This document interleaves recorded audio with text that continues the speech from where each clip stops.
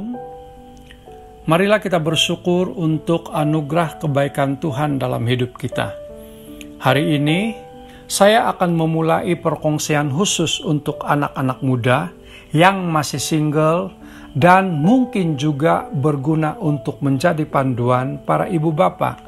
Anak-anak muda yang dikasihi Tuhan, hari ini kita akan merenungkan bersama tentang impian lawan kenyataan. Pembacaan Alkitab diambil dari Kolose bab 2 ayat yang keempat sampai ayat yang kelima. Firman Tuhan berkata, "Aku memberitahu kamu hal ini supaya kamu tidak disesatkan oleh hujah yang menarik dan kedengarannya betul. Meskipun aku tidak bersama-sama kamu, anggaplah aku hadir di kalangan kamu. Aku gembira melihat kamu sehati dan percaya kepada Kristus dengan teguh." Demikianlah firman Tuhan. Mari kita berdoa. Terima kasih Tuhan untuk peluang ini. Bercakap-cakaplah dan kami siap untuk mendengar dengan pertolongan Roh Kudus. Dalam nama Tuhan Yesus Kristus, kami berdoa. Amin. Saudaraku, anak-anak muda yang dikasihi Tuhan, ketika masih di bangku sekolah, saya dan beberapa orang kawan pernah berbincang tentang pernikahan. Dalam perbincangan ini, saya mendapati bahwa kami mempunyai impian yang sangat tinggi tentang pernikahan. Kami berpikir banyak hal menarik yang dapat dilakukan semasa pernikahan yang pada kenyataannya tidak dapat dilakukan oleh pernikahan itu sendiri. Saudara, seorang penulis dan kaunselor yang berasal dari Amerika bernama Deborah Vailta menjelaskan bahwa apa yang difikirkan oleh orang-orang single dan apa yang dikatakan oleh pasangan yang sudah menikah sangat jauh berbeza. Sama ada tentang topik komunikasi, konflik, hubungan yang intim, dan sebagainya. Saudara, ketika impian bertemu dengan kenyataan, maka ada kalanya akan menimbulkan kekecewaan, disakiti, kepahitan, bahkan berakhir dengan perceraian. Masalahnya, ramai orang yang memasuki jenjang pernikahan dengan impian yang sangat tinggi. Namun, pengertian tentang pernikahan itu sendiri masih di tahap yang rendah. Survei yang dilakukan oleh Vailta menunjukkan bahwa 96% pasangan yang telah menikah sangat yakin bahwa orang-orang single belum memahami sepenuhnya tentang apa yang mereka perkatakan dan bayangkan tentang pernikahan, walaupun tidak kesemuanya begitu.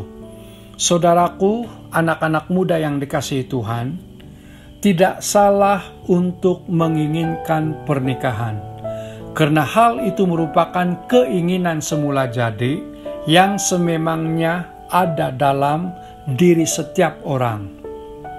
Tetapi terlalu banyak masa yang dibuang oleh segelintir orang muda untuk mengidolakan pernikahan dengan impian yang sangat tinggi, tetapi menyediakan masa mempersiapkannya sangat kurang.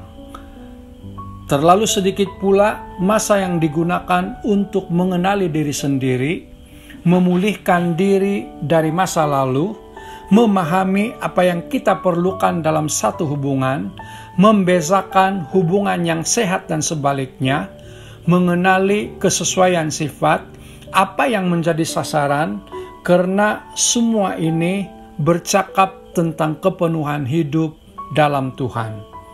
Orang muda khususnya perlu mengatur kembali impian tentang pernikahan. Kepenuhan hidup bukan bermula ketika Anda menikah, tetapi ketika Anda memulai hubungan dengan Tuhan. Kepenuhan terjadi dalam hidup Anda ketika Anda berinteraksi dengan orang-orang yang Tuhan sudah tempatkan di sekeliling Anda, membahagikan kasih-Nya kepada mereka yang memerlukan, memahami dan melakukan panggilan Tuhan dalam hidup Anda. Saudaraku, anak-anak muda yang dikasihi Tuhan, ketahuilah pernikahan boleh menjadi bahagian yang sangat indah dalam perjalanan hidup kita, tetapi bukanlah merupakan tujuan akhir.